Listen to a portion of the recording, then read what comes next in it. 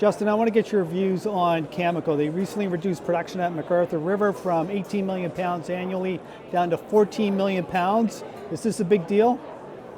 It's a significant deal.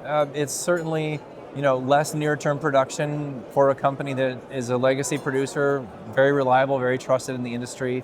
They've just like all the other legacy producers have been flexed up on, so their available pounds in the near and mid-term are pretty minimal. They're going to be fine in this environment, but really it's a testament to how difficult mining is. This is a mine that's been operating for more than 20 years. They've got it staffed up. They're moving into a new part of the mine, and they also did highlight difficulties in finding sufficient skilled labor, which I think was a very, very interesting comment to make.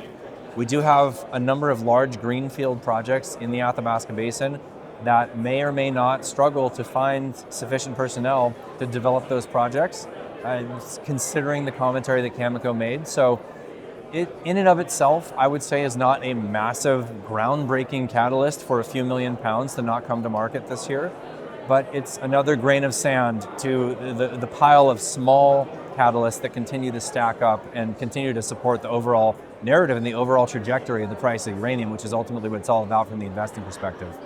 The one comment I would make about the employment situation, they've been doing this for decades now in northern Saskatchewan. I'm kind of surprised or maybe shocked that they can't find skilled labor.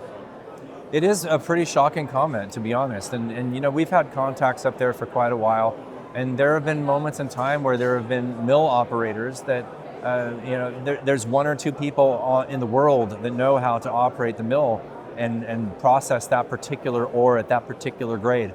It's a very, very nuanced and very specific skill set to operate these mines and these mills. So to me, it makes sense, but at the same time, it is certainly kind of a warning shot that now that the industry right now is in a very, very unique point in time that has historically never happened, which is the supply that is going to be necessary to feed the reactors late decade and beyond must come out of the ground.